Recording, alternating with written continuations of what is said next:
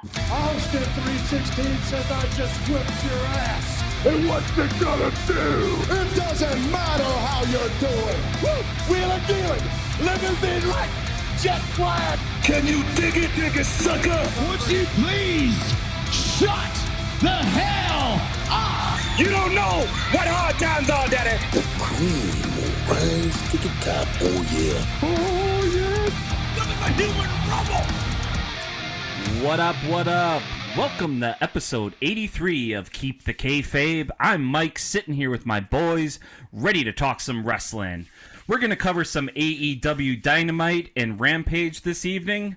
And also, there was another big show this Saturday, Battle of the Belts, and we're going to get to one of the matches on that card. And then our good buddy, Charlie Michael, actually caught one of the coolest wrestling shows we haven't talked in person about, but I can't wait to hear about it, the Windy City Riot down in Chicago, this New Japan show. So before we get into all that cool stuff, let's introduce the boys real quick. Over in Glendale, somebody who keeps it regal, my guy, Steve Grobschmidt. What up, Grabby? Want to tell you a story about a place you don't want to be. This ain't no home sweet home. It's a home street misery. We knew when we got here, they'd try to put us away. But when they seen us walk down the street, they ran the other way. Bad Street, Atlanta, GA. Hey, the baddest street in the US of A. You kind of read that like "Devil Went Down to Georgia," and I was like expecting like a fiddle, like ticka ticka ticka. Yeah, that was great. I love that. That's a great tune. I can't, It's kind of I it was innovative at the time.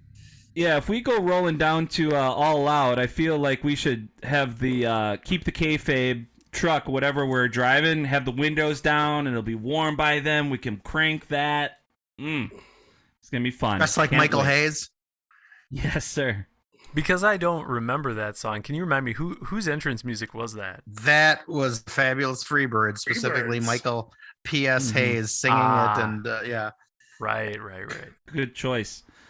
Yeah, I don't know if that ever came up on our hit my music, but it's a great one. Sure, love it. Good. If stuff like that would have been on there, I would have won instead of the trash that Exactly. Matt was peddling.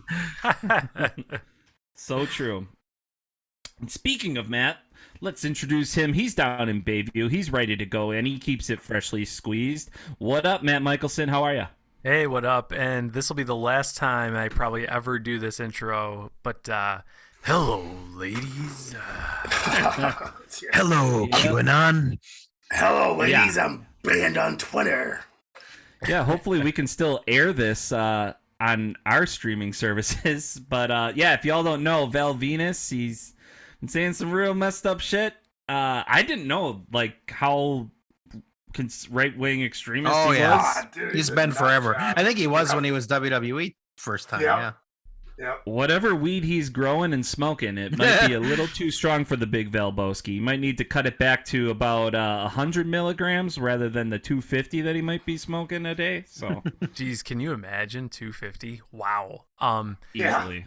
Yeah, it's really unfortunate too, because like I'd heard he had some controversial just takes on life and like stances and things he was into, but yeah, after news of this broke, it's kind of like, man, just when you thought things couldn't get any weirder, they just did. So I'll always look back on him and try and remember his wrestling, because the guy could get it done in the ring for sure.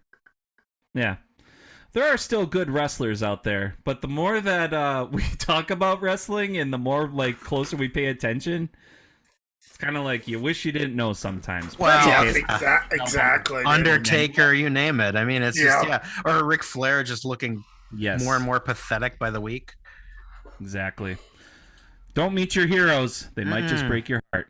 But another guy that'll break your heart because of how good looking he is. Let me introduce you, goddammit. Hey, Michael.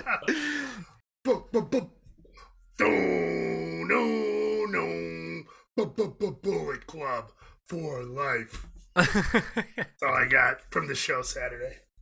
Nice. Yes. Timeless. Oh. Yep. So, the show this Saturday, I wish I could have gone down with you to this one, Charlie.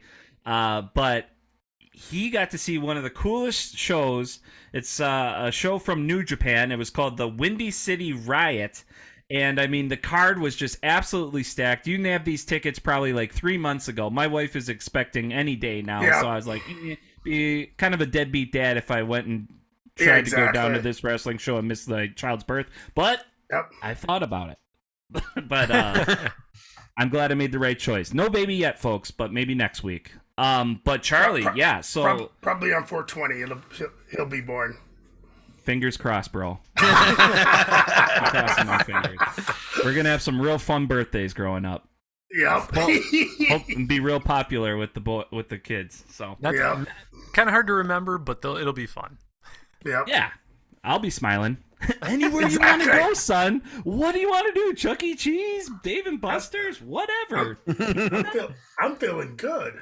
Yeah, it's gonna be great. Anywho, so Charlie, you got to go to one of the. So where did this take place? How many people were in attendance? And can you describe the scene for us once you got down there? It was at the Odeum Sports Complex. It was, I forget what city it's in. It's one of the suburbs of Chicago, like a little west towards, like, going towards Rosemont, Rockford, per se. Basically, it was a glorified high school gym. You know, it was perfect for wrestling. I figure it was 5,000 plus. We were estimating about 5,000 plus. It was a shit show to get in. Yes. My buddy actually posted a picture of the line, and we thought the line was bad at All Out. I heard it was bad. It was way worse. It was ridiculous, dude. They didn't have it set up right. I think they had one person checking people in, and then they had to go through security. So eventually, I mean, we got there like at 6:30-ish. So we parked, which was cool, parked up front and be able to get out. But we snaked around the line, and as we're snaking around, I saw some guys I know from Milwaukee. There's some pretty hardcore fans, so they let us cut up with them. Like, oh, come on with us. So we cut up front with them. We're jibber-jabbing about wrestling, and then eventually all the bunch of guys came in. They should have done this an hour earlier and started scanning tickets. And then all we had to do was go through security to get in. So it made it a little bit quicker, but we missed part of the first match, and we missed the warm-up match with Yuta and those guys. But bummer. Great crowd, dude. Great wrestling. It was just a fun fucking show, dude. It was really good. It makes me want to get back into New Japan more because it was just good. The wrestling was great. My match of the night was easily the street fight, followed by Moxley and Ospreay, which was great. But that street fight was just probably the best street fight I've ever seen in person. So who was in it? Oh my god, you'd have to look it up. It was it was six guys on each team. Yeah. The big surprise was Brody Lee showed up. Big names were Brody Lee and Jonah showed up. Finn Juice was in it. And some other New Japan guys that I, didn't know because I don't keep up with the product like I used to. But seeing that show, they battled all around. I sent you guys some pictures. Like, yeah, they were like right in front of us. Right. I mean, it was right there. It was, I messed my camera up somehow. Moxley came in from like the entrance like he usually does at AEW. And I was like 3 people away from Moxley coming in. He stood there and just stuck up for a while. It was just a great show. The wrestling was insane. When you think the Bullet Club has gotten old or stale, nuh-uh. It was, the fans, when they got the biggest pop, everybody was just marking out for them. It was great, dude. It was just a good night of wrestling, and it gets me hoped up that the rumor of AEW New Japan meeting up for a super show would be really good. I mean, even their young boys, even their young boys are really good. I don't know, because I haven't really been paying attention. You guys know Red Shoes from New Japan, don't you? Yeah, the ref. Yeah. He has a son who wrestles called Shooter. He wrestled Jay White. He was a surprise entrance. And this guy is what's his name? Come on. Who's the ace in Tomohashi? His guy's like the junior. He's like his stunt double, but a younger version. Looks exactly like him, hair like him. Good wrestler. The kid's gonna be a star. He's gonna be their big guy eventually. Awesome. Yeah, it was just a great show, man. Crowd was great. We had great seats. We're like They had a bunch of floor seats, and we were like, they only really had one level of bleachers, and we're like first row, like little off center. It was just, it was just fun, dude. Just a smart crowd, fun chants going. It was just a blast. You were home. Yeah, it was one of the best shows I've been to in a long time because it was like, even though it was a pay-per-view, but it was like a house show too. They were just wrestling, having fun. It just had a great feel. The guys were fired up, I'm sure, because it was a sold-out crowd. Yeah. You know, it was insanely good, dude.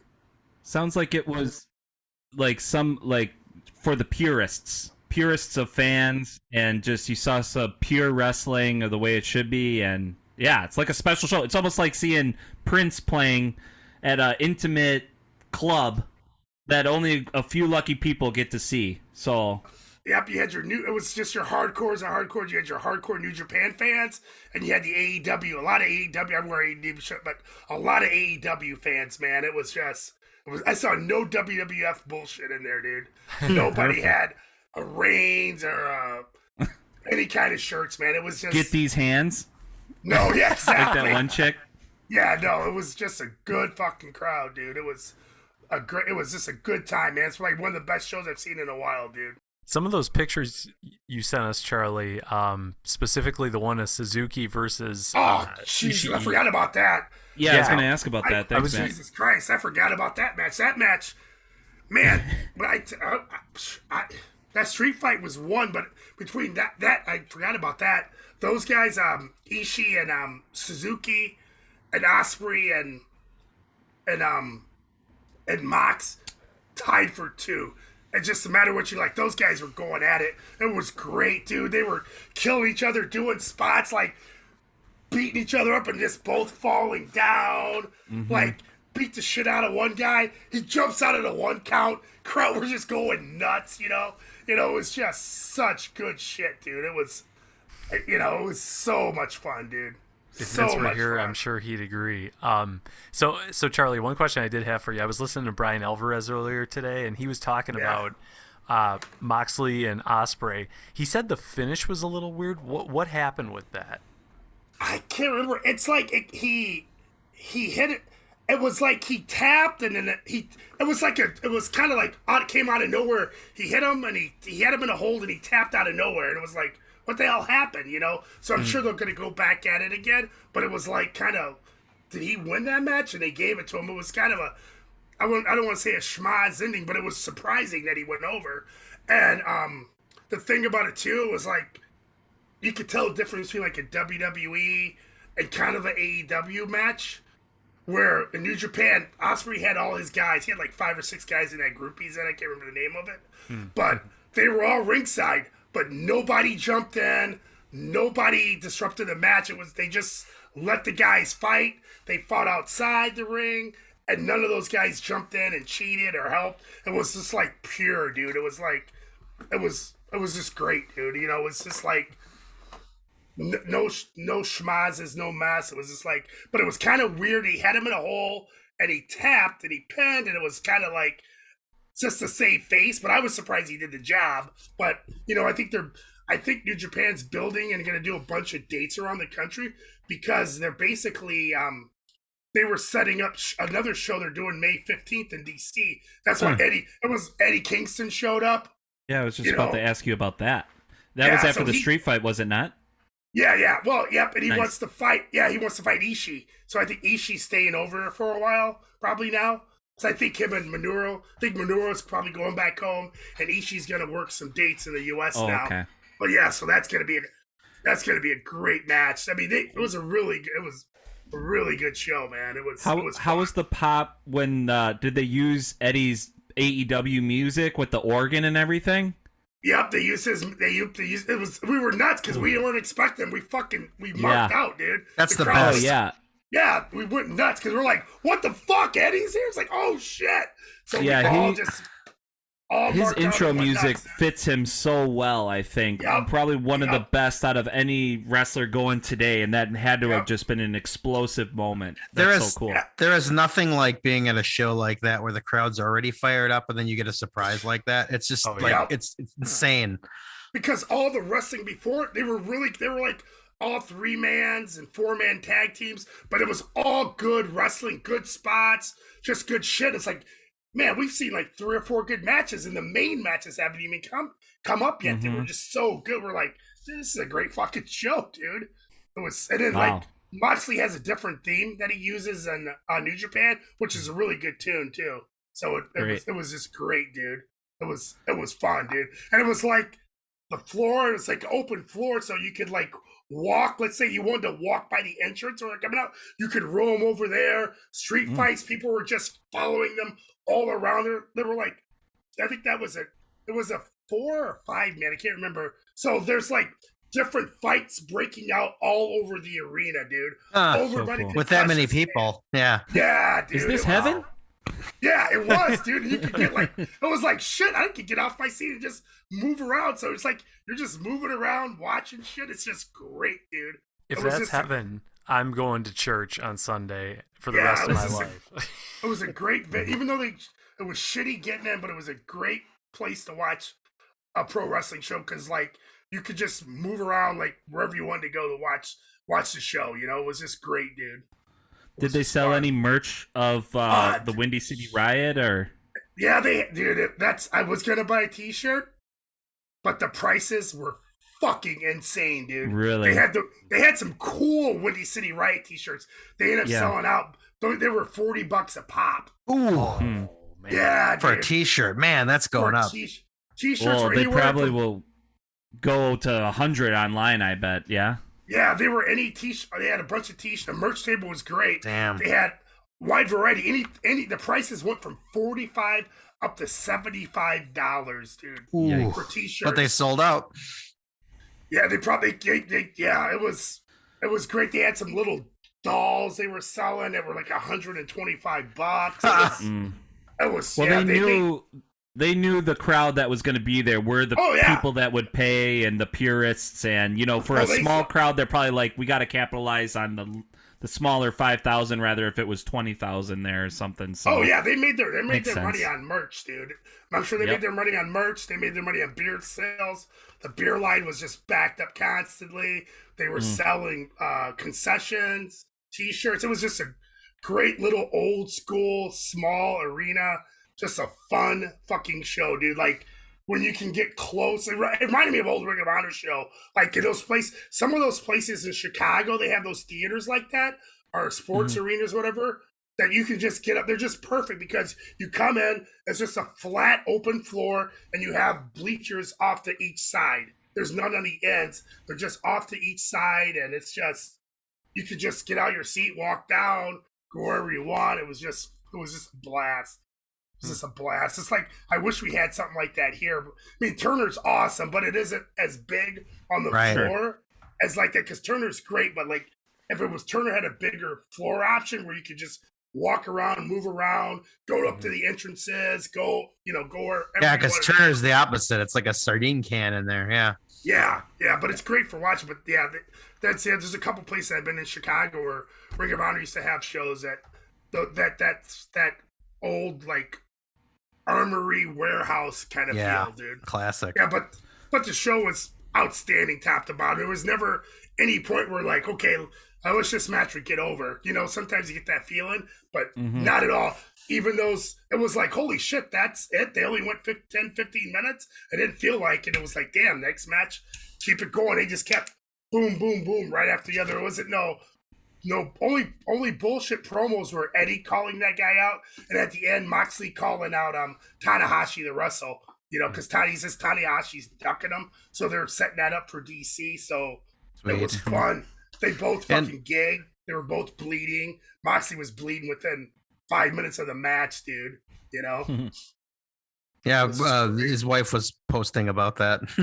Yeah, because they were going at it hard. Just Osprey's just insane. Because Moxley's not that kind of flippy guy with him, but Osprey got his shit in, and I would love to see Osprey wrestle like a Kenny. Dude, it'd probably man. Dude, you could sell those tickets for $300 a piece to see those guys go. Because Osprey's he pulled out some shit. It's like, oh my fucking God, this guy's a stud, dude. Next level. he's the future, bro. And then Jay White looked great. You know, like they had a great match. You know, I'm sure Jay White and Ospreay together would be insanely good. You know, Juice Robinson, I heard that's his last show, right? Juice, yeah. Well, yeah, I think he was fired up, dude. He got one of the biggest pops because obviously he's from Chicago, and it was like one of his last matches there. I'm sure he's going somewhere because he didn't mail it in, dude. He was pretty fired up because I know they were talking about he sounded kind of laid back in his interview when he talked to Brian Alvarez and those guys this week. I'm assuming that he was stoned, laid back and stoned. I'm assuming he was because he was just really chill. But him and Finjuice were tearing it up, dude. Finley's good. Finley's gonna get signed somewhere soon. He's really good. He's got good pedigree. Yeah, he's really good. And the son of Fit Finley. Yeah, they were just tearing it down, dude. It was, you know, Hobbs were there. Not Hobbs. I always said Will Hobbs. Come on, I can't think of his name. Now I screwed up the Hawaiian dude, Jeff Cobb. I always kept Cobb and Hobb. Cobb was fucking nuts, dude. It happens. I understand. Your boy, yes, and also too, your boy Scott Norton. He was there. He fought with the Bullet Club. The Scott Norton, dude. Damn. Wow. They let him do a few spots, and he probably shouldn't have been there. A little slow, but you know, it was a little cool for nostalgia. Now let the big boys go at it now. But it was, you know. For those that don't know, Juice Robinson's living his best life because he's, I think, engaged to Tony Storm. Yeah. I thought I heard something about that. Yeah, that makes sense. Yep. They've been dating for a long time, I guess. Yeah, very happy. And Tony Storm is looking in great shape. Oh my God, I mean, she looks amazing. Yeah, she was on Busted Open. She was saying that she just been dieting, working out, training different, and just happy to be out super of WWE lean. shit. Yeah. You know. Awesome. Well, I'm happy for you, man. I'm so happy you got to see that show. Thank you for giving us the experience of living vicariously through you and listening. And we're gonna just have to keep our eyes open for more shows like that. I hope more come around like that. And I'm sure somebody will try to book them again because, like I said, they sold that place out quickly. And I'm sure their merch sales is good. And it seems like they're trying to get the New Japan Dojo guys here working and doing touring, which is great. That's what I think. That's probably what being AEW. Hopefully, when they get the Ring of Honor going, they'll do like those weekend dates like that, and let the guys go out because it would totally be worth it to give those guys some work. You know, it was great. Definitely. Yeah, for our longtime listeners, if you're primarily a WWE fan and you haven't seen non-WWE pro wrestling, all this stuff Charlie's talking about, everything we've talked about so far on the show. If you see a local independent wrestling show or a regional show come to town, get tickets, check it out. You will be shocked at the quality of the matches. Even some of the more low-level stuff. I mean, what we're talking about with New Japan is world-class wrestling. But it's totally worth checking out. We're keeping our eyes open too for Warrior Wrestling, which is a big fed down there. They get a lot of national guys in. They were handing out flyers, but their next show's like in Indiana. And we're hoping that within the next couple months they come back down to Chicago because we're definitely going to jump on that too because they have great cards. They have a lot of AEW guys, some New Japan guys come in for their shows. So we're definitely about that because if you can see something like that, go see it, dude. It's worth it. Glenn will be there, our Indiana listener. He might actually be booking it. Yeah, he's crazy. He's crazy if he doesn't. Because if it wasn't that far away, I'd go. Roman Reigns is his favorite wrestler, so I think he's crazy. Jesus. Yeah, exactly. Well, Charlie's a great salesman actually on wrestling because he was the one that opened my eye. I didn't even know any of this shit existed until I started talking to Charlie when I had my coffee card, and he would come and we would chat wrestling in the morning, and he's the one that got me down the All In, and then I saw this whole new subculture of wrestling. Exactly. So if you love the WWE and if you kind of grown out of it, which you probably should at this point if you're listening to this podcast, there is just a whole new level to it, and it is amazing, and we're so lucky that Charlie got to see that show and we got to hear about it. So I'm happy for you, man. Fun. And I hope they it keep fun. those venues small, because it sounds like part of the magic is the intimacy of it all. Yep, Right. exactly. Yep. And we're going to be going stuck in your seats. You know, you can just go wherever, dude. You know, it's awesome. right. Street fights, they're taking the fights out to you. Because a lot of time it's by the ringside, you know, but they're taking it out to like the floor, the bleach. They were like up in the bleachers and shit in some areas, dude. Holy it was shit. It was awesome, dude. Yeah, it was great. Fantastic. And Charlie Box Office does it again for the boys here on Keep the Kayfabe. He was able to snipe some tickets for us to AEW Dynamite and Rampage here in Milwaukee coming up in September. So we got that to look forward to. Or was it June? September. Oh, my bad, yo. What am I talking about? I'm already looking to All Out. My bad. I think I had All Out. Yeah, I think that's what you. Yeah, that's exactly it. So anyway, so cheers to Charlie. That's amazing. But yeah, let's keep it rolling here tonight. We had a big Battle of the Belts match that went down. It was the opening match this Saturday on TBS. It was Sammy Guevara, and Ty Conti escorted him out to the ring, versus current TNT TV champ Scorpio Sky with Dan Lambert. So we saw this conflict brewing for a long time. We saw Ty Conti and Sammy Guevara get booed on Rampage, and they got booed again when they came out on Saturday night. I got to see this match a little later. I just kind of caught up on it before we started recording tonight. I mean, you know what you're going to get with these guys. They're two great athletes in their prime. It was a great, great match, but really a lot of the hijinks happened with Ty Conti at ringside. We saw Paige Van Zant come down. Those two were rolling around on the ground, and I got to say, guys, woo-wee. Not too shabby. That was exciting. But the thing was, Sammy Guevara is 3-time TNT TV champ now, and got put over Scorpio Sky, and then proceeded to maul the face of Ty Conti with deep tongue on national TV. That was utterly disgusting. Very deep. Ah, man. So this couple that we've talked a lot of shit about the last consecutive weeks on the show. Now there's a belt around their waist again, and they couldn't be more despised by hardcore fans. So what's going to happen now that Sammy Guevara is now champ? What are we thinking? Well, I'll share with you one really good fantasy booking idea I heard, and maybe one of you guys mentioned it. I get lost between all the podcasts and the group texts that we have going, but now that Sammy Guevara is TNT champ and clearly has made a full heel turn, nobody sucks face with Ty Conti that hard and is not a heel. Mm-hmm. Oh, yeah. I have to Especially believe, after the booze week to week. Yeah. right. I have to believe they're going to bring in a babyface to take the title off Sammy. He'll hold on to it again for a little bit, I'm sure. But one guy we have not seen in a while is Miro. And That would be brilliant. it would be the most brilliant thing ever, because wasn't it Sammy who took the title off Miro Yeah. initially? Yeah. Yeah. And then So- we haven't seen Miro other than his fill-in against Brian Danielson in that tournament. We haven't seen him since because he was hurt. Right. But Exactly. he's healthy now. And how cool would it be if he came back as a baby face, just this Yes. monster baby face, and the dynamic was completely flipped. Yep. With work. Lana, how about? Oh. Maybe puts it to Ty Conti. If Layla Hirsch and John Silver aren't going to beat the shit out of Sammy and Ty, I would love to see Miro and Lana go at it.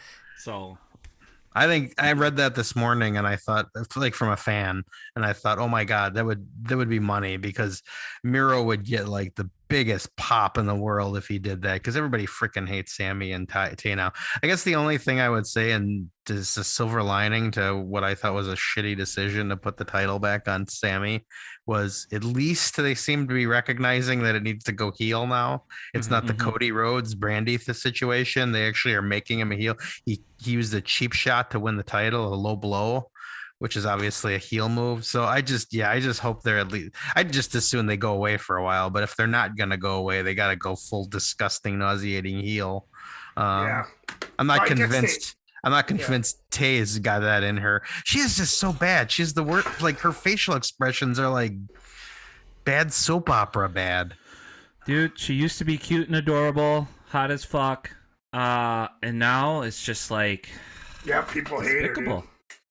I guess too. I guess too. I don't know. I didn't get to watch again. They tease at the end of when they were walking out.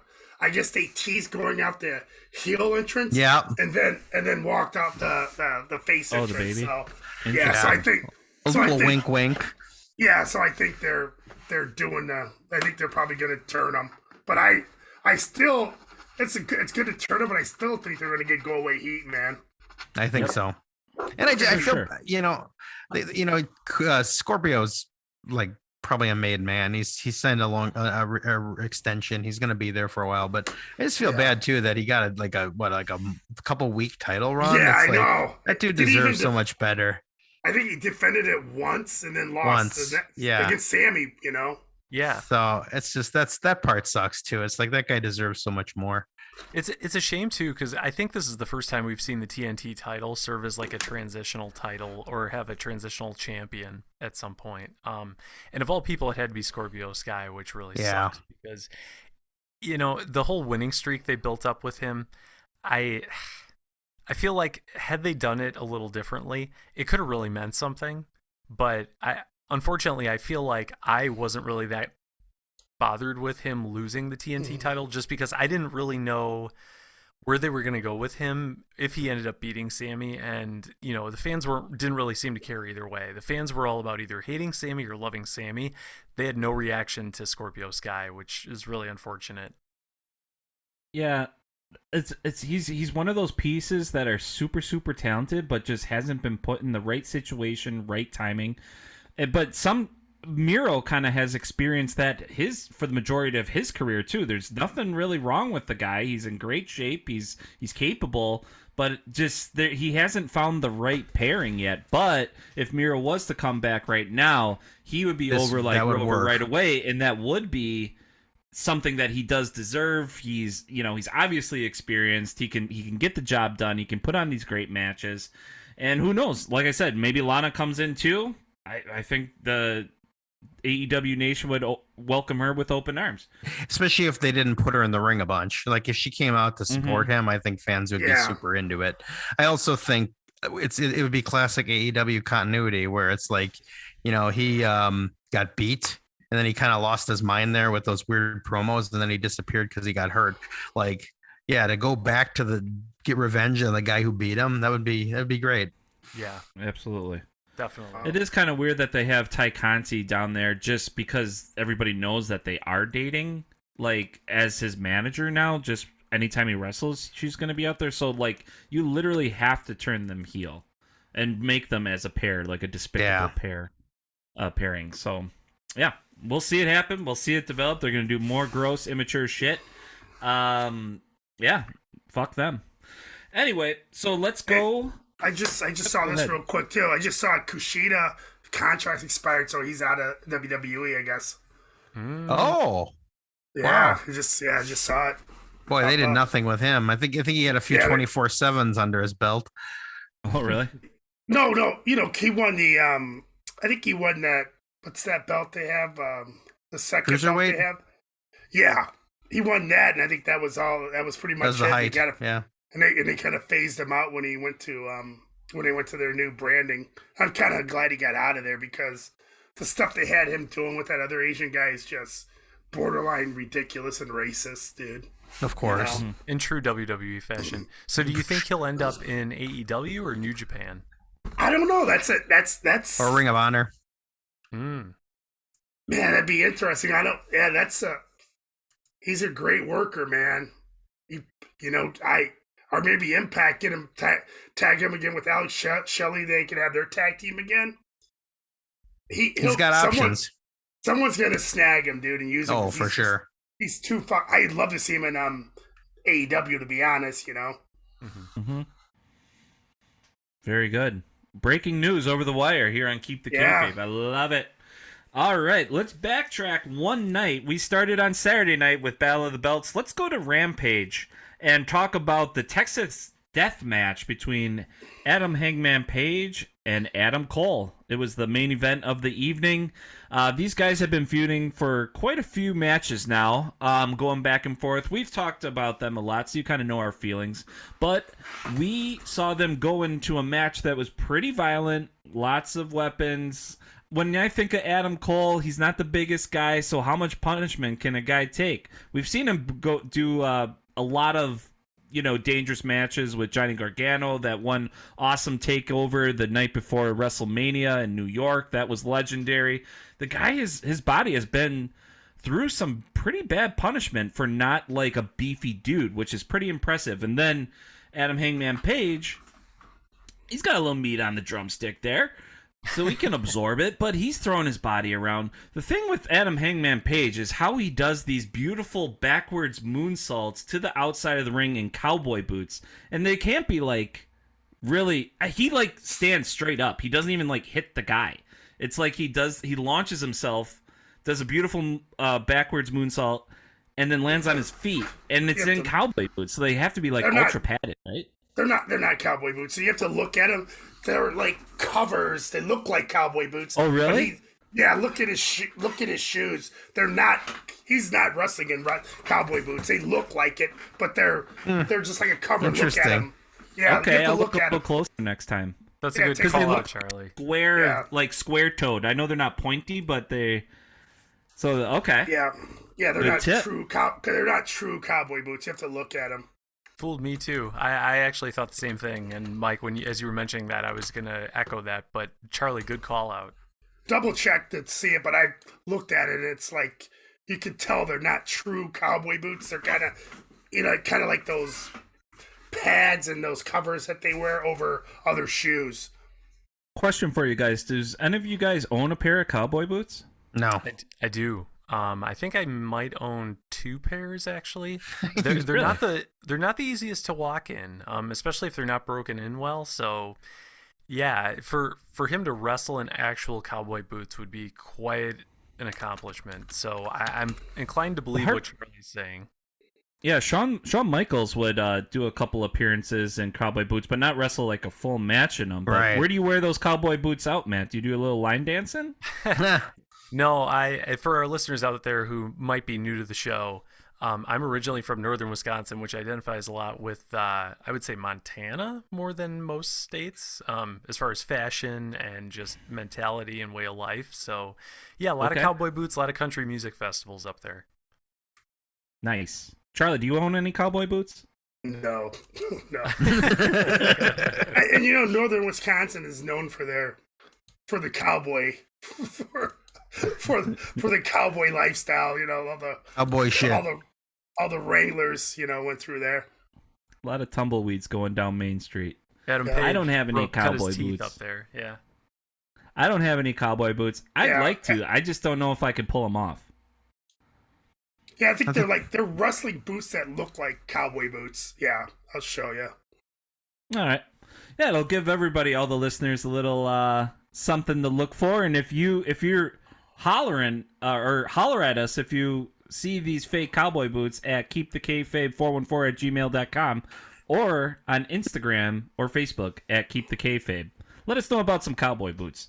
Anyway, so the match goes on. It's pretty violent. They pull out some barbed wire table. A stack of chairs. They have a little slap fight sitting face to face. How do you guys feel about the slap fights when they sit in a chair and they just hit each other back and forth? Are you guys down with that? Like to see it, or kind of in sick extreme of it? moderation, maybe, but not more than once a year. Suzuki and Ishii did it Yes. Saturday. It was fucking great. Yeah. Yes. Well, that's what I was about to say. If it's done with the right people, where Exactly. you're like, oh man. Exactly. The shit they were doing, they'd slap each other and just like they both stumble back and both fall. It was just Well, and dude. they have like these real slap fights. You guys have probably seen this online where people, they have those slap tournaments where they put the hand up to each other's face and then just wallop each other, and if you get knocked down, you lose. I mean, that's real life. So now when these guys do it in the ring, sitting in chairs, it's kind of like, well, we can go on YouTube and actually see some real slut dumb fights. fucks. Yeah, exactly. So, but what you're saying, Charlie, with those two dudes, I would be on the edge of my seat. With Adam Cole and Hangman Page, two pretty boys, not so much. Didn't like that part of the match. But the match ended with Adam Hangman Page wrapping some barbed wire around his wrist to do the buckshot lariat, but put the barbed wire around Adam Cole's head. Shout out to Jesus Christ. It kind of looked like a crown of thorns. Happy weird. Easter. Yeah, some people got pissed about it. Oh, really? Oh, yeah. It was noticed. Oh, yeah. no. Oh, yeah. Oh, okay. Some people were like, I'm not watching ever again. And Oh, come Oh, on. wow. Oh, I just made that up on the fly. I didn't even know. That's a thing. Oh, yeah. Oh, damn. I thought I was smart with just one of the first Easter. headlines I saw the next day was something about like Hangman Page crucifies Adam Cole on Easter weekend. Yeah, I was like, wow, Jesus Christ, man, that's a bit much. I don't give a shit myself, but I mean that was a bit. Well, it was a bit on the nose. Well, they're going to Chick-fil-A. They couldn't go to Chick-fil-A on Sunday the next day. Anyway, so I definitely picked up on that when I saw that spot. I didn't even know. I didn't even think about it until I read about it. I was like, oh yeah, I guess. And then I saw somebody posted the right picture where it was like, yeah, it looked like he was wearing a crown of thorns. Yeah, like, right. Wow, that's a bit much. Yeah, I actually watched it on Sunday yesterday, or well, as of time of recording yesterday. But so that was the first thing that popped in my head because Easter, of course, was top of mind at the time. I mean, I'm curious to hear what you guys think about the match, but I think in general, one thing we've said about these guys, especially Adam Page over the last several months, is I think as a champion, he's just really this whole title reign feels kind of aimless in my opinion. But on the night when they have matches, and the guy gets every match he's had has been great. They've all been great, but then as soon as the match ends, it feels like, okay, well, why? What was the point of that? Like, where are we going? Exactly. So I don't know what the point of I don't know where they go with Cole and Red Dragon, because not only did they lose, but it's like boom, boom, lose, move on. It's like, where do they go from here? I mean, they'll figure out something. They got to get a trios title in there. That's my point. Like, now what? Why'd you have them lose when you know they're probably going to CM Punk? For was All Out in Vegas, or no? What's it? All Out Chicago, Double or Nothing Vegas, yeah. Double or Nothing in Vegas. So you know they're going there for that main event. So yeah, I thought that too. I wouldn't be shocked if they brought in another guy to challenge Adam Page for the title at Double or Nothing. I guess his tickets are already sold, so they don't have to really deliver, but or if it is CM Punk, have him lose so he can rematch at All Out in his hometown of Chicago. Well, or push it off to then. I think I'm with Matt on something. There's something weird about push it till then book the United Center. Yeah. There's something weird about there's something weird going on with the Punk storyline, because Punk's such a master storyteller, but he has not been 100% since the match with MJF, and his knee buckled and failed. I was actually half convinced Penta was going to beat him just to derail everything, but I feel like they're having him kind of do this. I'm taking my shot, and I feel like something's going to get in his way and then postpone it. But I don't think so. I think it's I like Matt's idea of saving it for Chicago and I don't think what I'm saying is I don't think it's going to happen in Vegas. I think they're going to save that one. Yeah. I heard guys are also, because they already pretty much sold out T-Mobile, and they can book the United Center. But I heard something about Punk keeps winning, keeps doing his thing. Him and Hangman wrestle, and he turns heel on Hangman. Ooh. He blows him, wins the match, and that's when Punk does his heel turn. I was like, that would work. I go, that's gonna be it, dude. That's a move. Punk has proven this time around he can do anything. I think he could make a heel turn totally work.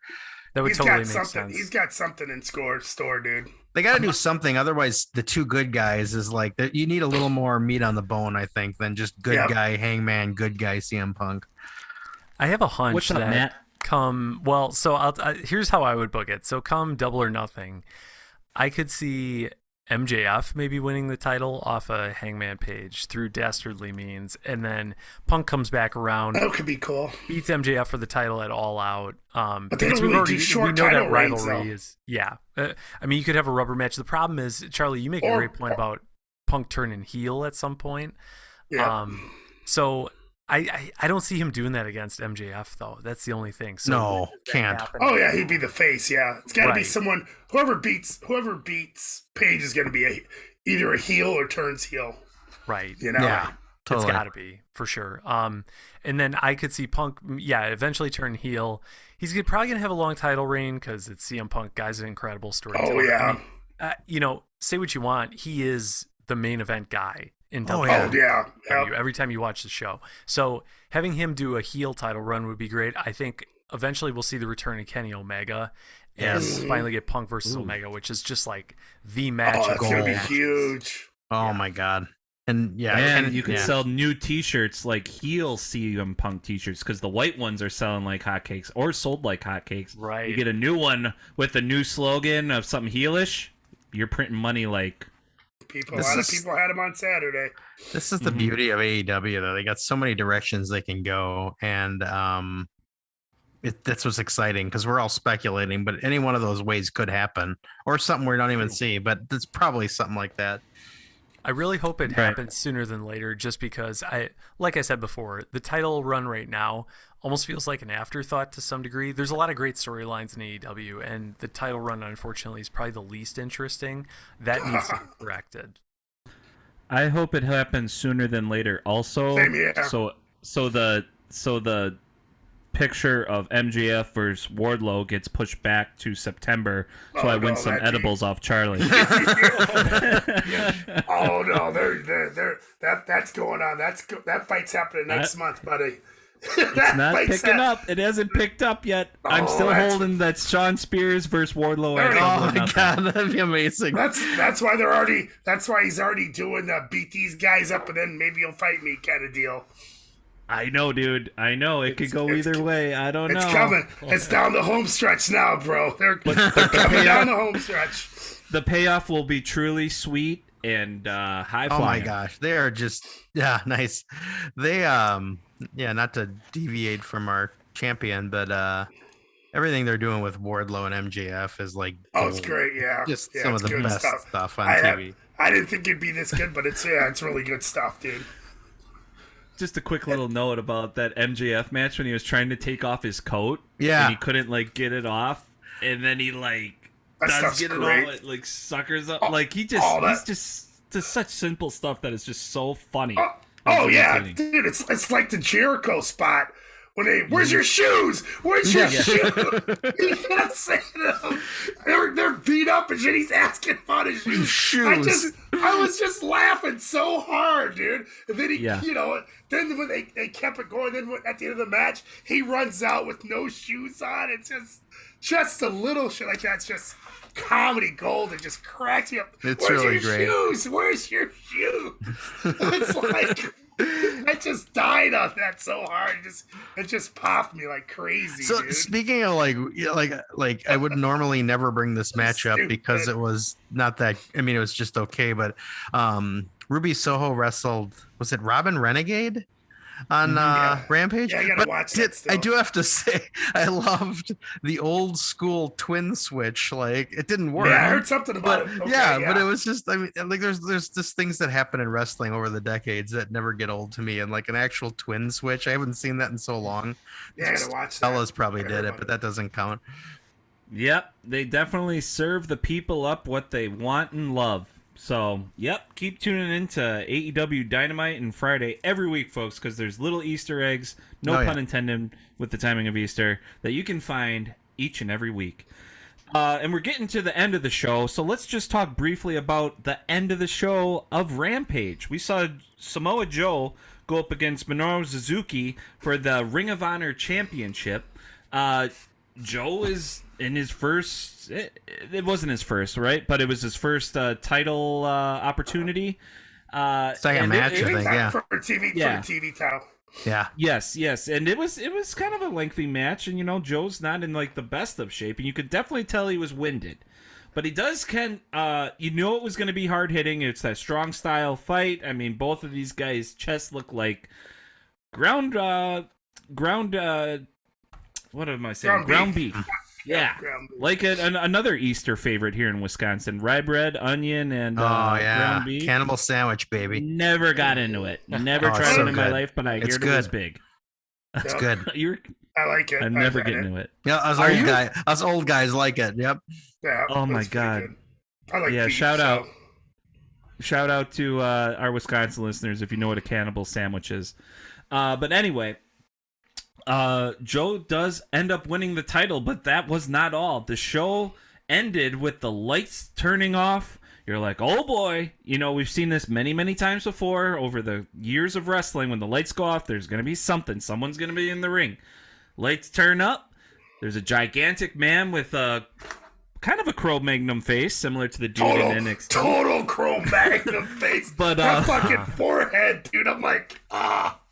Yeah, and you're like, who the fuck is this guy? Apparently, it's kind of their version of the Giant Gonzalez or the Great Khali, which kind of rubbed me the wrong way because, you know, that's just kind of WWE tactics because WWE is kind of more of a cake show. And, you know, lots of times when you're young and a kid and you see someone massive, you automatically think, oh, this guy's unbeatable. He's a massive wrestler. He's a, you know, it's gimmicky. It's kind of like a freak show. AEW doesn't really need to do that, so this was kind of surprising, and especially when they had to turn out the lights for somebody that was not you didn't even know who he was. Doesn't have a reputation. I mean, if you were at the show live, you didn't hear what the announcers were saying. The announcers were like, "I know this guy. He was in the fucking dojo with blah blah blah, and he's got great training. He's looking great." But if you're in the audience and not hearing anything, you're like, yo, we just saw like this awesome match between two legends to cap off the show, and you turn the lights down for some dude that's like in a blazer. He doesn't even look like he's ready to wrestle. He looks like he, you know, is like a card dealer, an oversized card dealer in Vegas. But yeah, so this was surprising. Boys, did you know who this guy was or anything? I didn't know who it was. Not a clue. No clue. Figured it out shortly after the fact. I think he's actually an NBA player or was recently. Yeah. Mm-hmm. Figured all out. But even that, nobody knows who that guy was. Right. Like, even if you follow the NBA, and I don't know. I mean, Charlie, I know you watch NBA, but like, you probably didn't recognize him right off the bat. No, I think he was the first natural Indian player drafted, but I don't think I've ever seen him play, dude. And I watch a lot of NBA. I watch the TNT show they have, and I never even heard of the guy. So definitely not worth a blackout of the lights to debut him. I don't think. I think that was a kind of a big mistake on AEW's part. I think so, and they recognized that. I mean, Tony Khan admitted he effed up, which again, I give him all sorts of props that he didn't try to like force something down our throats, like continuing. He was like, "Yeah, that was not that. I wouldn't do that again." Mm-hmm. Yep, and it was the dude's second appearance was much more subdued. But you have to use him like just as a big bodyguard. Yeah, and let him learn his craft. Yeah, once in a while, but I don't even know. Yeah, you know those big guys really can't move. So, but we know who knows? Maybe this guy is good. Who knows? But I don't know. Maybe it's just maybe they're dangling him in front of Vince's face. Be like, God damn it! They got a big guy that we didn't. Look at this guy we got. He almost could make money. He's bigger than almost. I give him credit though. The guy's big. He's got some muscle. Yeah. He's not just a tall, skinny guy. He has some size to him, which was cool. Mm-hmm. Yeah, for sure. Yeah, we'll see if they use him. Yeah, well, and I think it was on Rampage or Battle of the Belts. I think it was Battle of the Belts actually when he came out for the second time. He looked legit. Better. The way he was throwing guys around. He looked better. It was a much better use of him. So kind of curious where they go with him, how he fits into the Ring of Honor title picture. I'm sure we'll find out. The visual of him next to Jonathan Gresham made me laugh so hard. That was awesome. There's such a size difference. Even when he was next to Samoa Joe, who is, 300 pounds now, it looked like nothing compared to this guy. So really interesting. Kind of looking forward to seeing what they do. He's kind of the the first freak show wrestler that AEW is putting out for us. So, and it's not like they really put out anybody that they don't have complete faith in. Well, to a certain extent, but at least they said, okay, that was a kind of a crummy ending, and yeah, we'll just see where it goes. If he's used, well, when we might cover. I don't even know the guy's name. Did we even bring up his name? Does anyone know his name? Fuck it. Who cares? I heard it. Anyway. I couldn't tell you off the top of my head. We'll have to follow up and figure it out. I'd go look it up right now, but that's too much effort. Yeah. Don't worry about it. And if you know his name, write to us at keepthekayfabe414@gmail.com or on Instagram or Facebook. And while you're there, why don't you submit your favorite promo of the week? Just like this one right here. We got a great one this week, guys. This one was submitted by Butch the Big Spender Bradway from West Dallas. Wow. So he submitted one from the AWA champion Larry Zbyszko from 1989, but the Big Spender says the only exercise he does is running out of money. So I don't know. Wow. With the inflation, Big Spender Butch, you better keep the billfold close to the waist. Is he cutting a And happy promo on promo. us? Maybe. Yeah. But if you are going to spend in West Dallas, spend at the Drunk Uncle. You get a lot of great booze there for a very low price. I highly recommend it. Shout out to the Drunk Uncle in West Dallas. But without further ado, let's get to Larry Zbyszko from 1989. Of course, Wayne the Train Bloom. He is on his way up. And if he ever makes it to the top, you'll find Larry Zbyszko there. He is the heavyweight champion of the world. Now, earlier you saw Larry Zbyszko talking to the senior editor of Pro Wrestling Illustrated, and an organization that, of course, publishes wrestling magazines all over the world. Zbyszko talking with Bill Apter the night he won the title. Other renowned people in journalism have questions for Larry Zbyszko, such as Chris Berman, Tom Mees, and of course they are connected with Sports Center here on ESPN. I saw Sports Center and all these so-called authorities with physiques where obviously they have never participated in a sport in their life. I think they got confused with Vince McMahon Jr., who came out and admitted that Hulk Hogan's a clown. Well, you know, Hogan, if you want to prove to the kiddies that you can do more than tear off your T-shirt or hold your ear, I'll even give you a shot at the heavyweight championship of the world. But we're on ESPN, the All Sports Network. I guess that just leaves the NWA, Steamboat or Flair or whoever it is. I wonder if Teddy Turner's got the guts to put up the TBS champion against ESPN's heavyweight champion, and that's me. All you gotta do, boys, is sign the dotted line and get behind Slaughter and the world's strongest man, Ken Patera, and Don Morocco, and Greg Gagne, and Wahoo McDaniel. All you've got to do is have the guts, like I did for 14 glorious years, chasing legends back and forth until I became the king, the top of the mountain, the champion. I guess that answers all the big shots questions, huh? Basically, Spudhead, anybody, anytime, anywhere in the world, in front of any crowd, Larry Zbyszko will wrestle. I'll walk in the heavyweight champion of the world, and I'm going to walk out the heavyweight champion of the world. Wow. Larry can lay it down. Oh, he was great. Yeah, he's a I loved stud, Larry. yeah. Yeah, that was excellent. I didn't see a lot of his promos. I mean, I didn't watch as much AWA, obviously, as you guys, so I didn't Great really see him in talker. his prime when he was cut. Yeah, but I read the comments to this promo, too, and they're like, dude, he was the best. I mean, we heard Greg Gagne and Brunzell talk about Hulk Hogan and how, you know, he sold lunchboxes and it was kind of a novelty, and we just heard Larry Zbyszko lay down Hulk Hogan that he's not a real wrestler, so he's cutting a promo on him back in '89 with the AWA, and the AWA's real, guys. I mean, they were fucking real. It's It real. was real. It's real. And you know, Larry is an unsung hero of the Monday Night Wars because he was a really yeah. good Nitro announcer. Oh, he was great on Nitro, yeah. Yeah. I didn't know he was a wrestler. Like I was telling my dad about, like, oh, this guy's great talk. He's like, oh, he was a wrestler, dude. I'm like, Yeah. oh shit. He was So, like yeah, I didn't the even- son-in-law of Vern Gagne, I think, and he but you know, nepotism didn't stop there. He was legit good. And Yep, him and what's his name from WWF? Him and Bruno. Bruno. Him and Bruno. They had the big one of the yeah. one of the classic wars of one of the best stories ever of a guy turning the whole. I don't know if you guys know, but the whole story was they were both from Pittsburgh, or whatever, however it worked. But Bruno was training Larry, be a wrestler, got him going, got him up, got him going. Then eventually you could see the heel turn, and eventually Larry turned on Bruno. And I guess I see the clips of it. It was fucking great.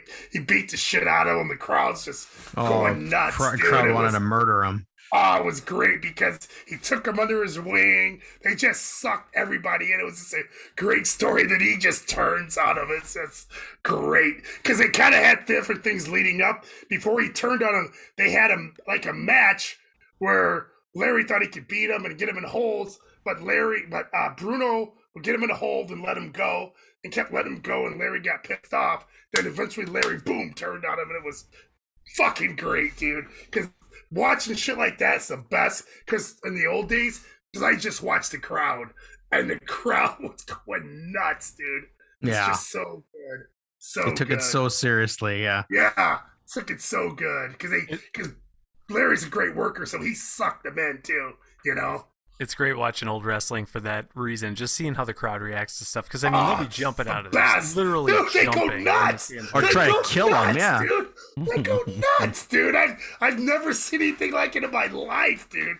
People go nuts. And Mike, I really like how you mentioned the comments have some great thoughts and commentary around this. Maybe that's something we should add to our promo of the week for our listeners out there. If you want to hear us shout out some comments from the comments section on YouTube, let us know. Keep the Kayfabe 414@gmail.com or Instagram, Facebook at Keep the Kayfabe. Awesome. Yeah, Butch, thanks for sending that one in to us. It sparked up some golden memories and got us going, and we're definitely going to have to go back and watch that. So make sure you go back and watch some great wrestling. Check us out on Instagram and Facebook, as I mentioned, and write to us and let us know what you want us to cover on the show. We want to wish you all a happy post-Easter. And you know what? Do these things as you go through this week. You want to stay humble, stay hungry, and stay hard. Triple H! Triple H! Woo! Look at that sky, life's begun. Nights are warm and the days are young.